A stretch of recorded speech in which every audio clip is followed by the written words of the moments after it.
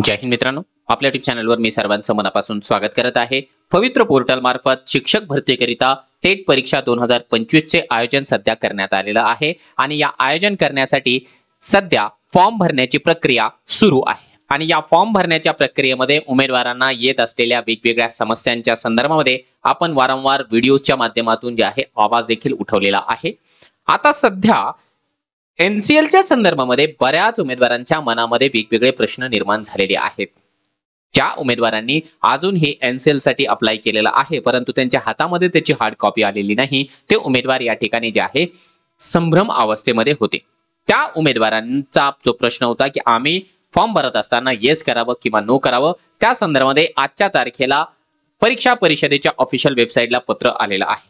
त्या पत्राचं विश्लेषण आपण या व्हिडिओच्या माध्यमातून करणार आहोत, परंतु तत्पूर्वी आपण जर चॅनलवर नवीन असाल तर आमचे चॅनल सबस्क्राइब करा, साइडचे जे बेल आयकॉन आहे त्याला देखील प्रेस करा, जेणेकरून शिक्षक भरतीच्या संदर्भामधल्या कोणत्याही माहितीची अपडेट आपल्याकडून मिस होणार नाही। आणि मित्रांनो, आपण जर का या ठिकाणी येत्या अभियोग्यता आणि बुद्धिमत्ता चाचणीची तयारी करत असाल तर तुमच्याकरिता उपलब्ध आहे फास्ट ट्रॅक बॅच। या फास्ट ट्रॅक बॅच मध्ये येत्या 15 दिवसांच्या आतमध्ये तुमचा जो सिलेबस आहे तो ऑलरेडी कंप्लीट करून देण्यात येणार आहे। एक रेकॉर्डेड बॅच तुम्हाला ऑलरेडी याच्यामध्ये पूर्ण सिलेबस कंप्लीट आहे ते मिळणार आहे। त्याच्यासोबत डेली लाईव्ह लेक्चर्स असेल, त्याच्यासोबत अनलिमिटेड व्ह्यूज आहेत, पीडीएफ नोट्स आहे, डाऊट क्लिअरिंगचं सेशन आहे, आयबीपीएस एक्सपर्ट मधली फॅकल्टी आहे आणि याच्यामध्ये तुम्हाला 500 टेस्ट असलेली टेस्ट सिरीज ज्याच्यामध्ये 28,000 प्रश्न आहे ते देखील मोफत मिळणार आहे। याच्यासोबतच तुम्हाला जर असं वाटत असेल की मला अभ्यासाकरिता टेस्ट सिरीज हवी आहे तर टेस्ट सिरीज देखील तुम्हाला अगदी सहजरित्या मास्टर टीचर या ॲप्लिकेशनवर उपलब्ध करून देण्यात आलेली आहे। यामध्ये तुम्हाला मराठीमध्ये प्रश्न आहेत, इंग्लिशमध्ये देखील प्रश्न आहेत। ही प्रश्नपत्रिका तुम्ही मोबाईलवर सोडवू शकता, ही प्रश्नपत्रिका तुम्ही लॅपटॉपला देखील सोडवू शकता। या सगळ्या गोष्टी तुम्हाला मिळून जाणार आहे।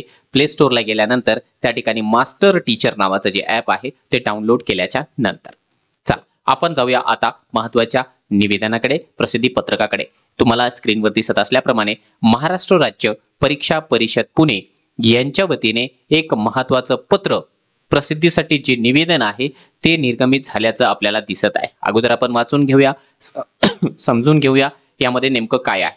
बघा, शिक्षक अभियोग्यता व बुद्धिमत्ता चाचणी परीक्षा 2025 परीक्षेचे ऑनलाईन आवेदनपत्र भरण्याकरिता ज्या विद्यार्थ्यांनी एनसीएल नॉन क्रिमिलियर प्रमाणपत्र काढण्यासाठी विहित मुदतीत अर्ज केला आहे अशा उमेदवारांना पोच पावतीनुसार अंतिम तारखेपर्यंत अर्ज भरण्यास परवानगी देण्यात येत आहे, परंतु त्यांनी पोहोच पावतीमधील दिनांकानुसार मुदतीत एनसीएल प्रमाणपत्र सादर करणे आवश्यक राहील। हा जनरल याचा अर्थ आहे। आता यांनी काय सांगितलेलं आहे की एनसीएलचा जो काही प्रॉब्लेम या ठिकाणी निर्माण झालेला आहे, समस्या निर्माण झालेली आहे, त्या संदर्भामध्ये ज्या उमेदवारांनी या ठिकाणी फॉर्म भरलेला आहे किंवा फॉर्म भरत आहेत किंवा फॉर्म भरण्यापासून या ठिकाणी थांबलेले आहे, ज्यांच्याकडे पोहोच पावती आहे त्या उमेदवारांनी या ठिकाणी फॉर्म मध्ये येस करून द्यायचं आहे। ठीक आहे, पोच पावतीनुसार फॉर्म भरता येणार आहे, परंतु त्यांनी जो काही शेवटची ओळ लिहिलेली आहे इथे परंतुच्या नंतरची, त्यानंतरच्या लाईनचा अर्थ लावत असताना भल्या भल्यांना या ठिकाणी घाम फुटत आहे ना। त्यांनी पोहोच पावतीमधील दिनांकानुसार मुदतीमध्ये एनसीएल प्रमाणपत्र सादर करणे आवश्यक राहील। आता याचा अर्थ नेमका काय आहे?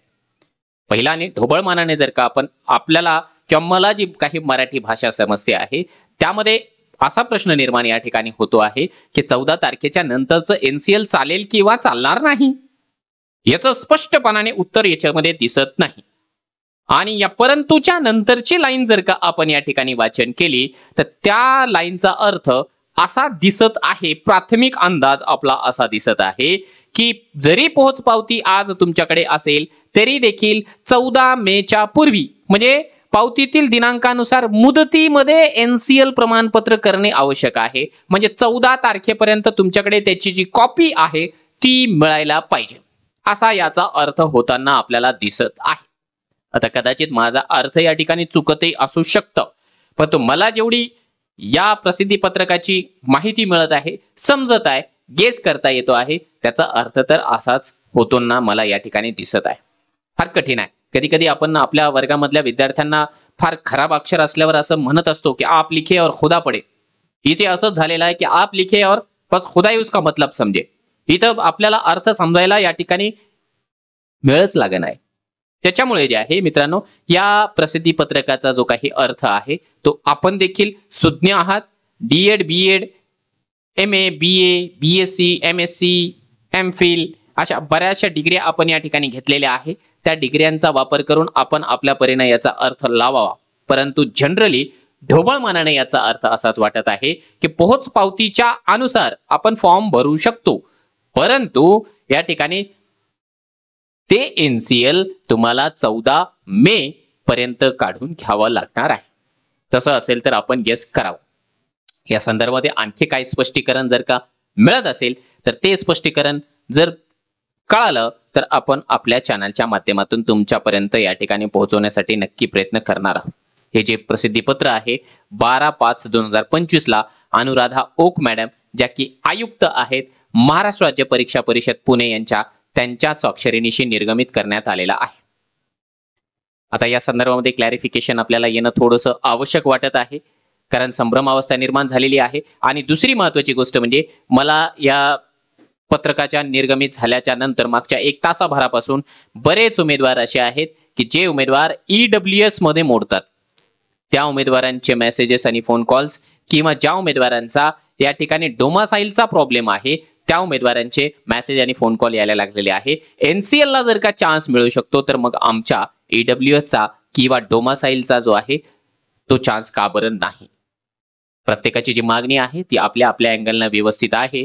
सर्वांचे प्रश्न आपण आपल्या मार्फत जे आहे परीक्षा परिषदेकडे पोहोचवण्यासाठी या ठिकाणी सदैव तत्पर असतो, पोहोचवत आलेलो आहोत, भविष्यात देखील पोहोचवत राहणार आहोत. तुमच्यात जर का आणखी काही समस्या असेल किंवा ज्यांना या पत्राचा अर्थ आणखी बेटर पद्धतीने या ठिकाणी समजत असेल त्यांनी निश्चितपणाने व्हिडिओच्या खाली कमेंट बॉक्समध्ये कमेंट करावा. मला तुमच्या कमेंटची निश्चितपणाने या ठिकाणी प्रतीक्षा असेल, कारण जे आहे हे अशा प्रकारचे जे प्रसिद्धी पत्रक वगैरे आहे ते वारंवार काढण्यामागचं कारण एकच आहे की परीक्षा परिषदेला आपली जी काही डेट आहे, एक्झामची डेट आहे, ती कोणत्याही परिस्थितीमध्ये पोस्टपोन होऊ द्यायची नाहीये.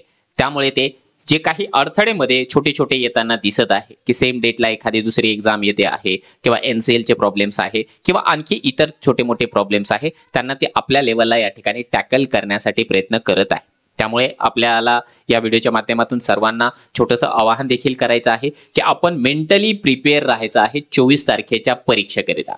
यदा कदाचित एक्झाम डिले झाली तर आपल्यासाठी गुड न्यूज, नाही झाली तरी देखील आपली जी मानसिकता आहे ती पूर्णपणाने या ठिकाणी तयार असायला पाहिजे की 24 मेला जर का पेपर असेल तर 24 मेला मी परीक्षा देण्यासाठी तत्पर आहे, रेडी आहे. त्यामुळे फार इतर गोष्टींवरती लक्ष न देता, इतर गोष्टींवरती आपलं जे कॉन्सन्ट्रेशन आहे ते न देता आपण आपल्या अभ्यासावर फोकस करायचा आहे आणि 24 तारखेची मेंटॅलिटी ठेवायची आहे. जर एक्झामची डेट वाढली ते आपल्यासाठी बोनस असेल. तेवढ्या कालावधीमध्ये आपण रिव्हिजन करूया.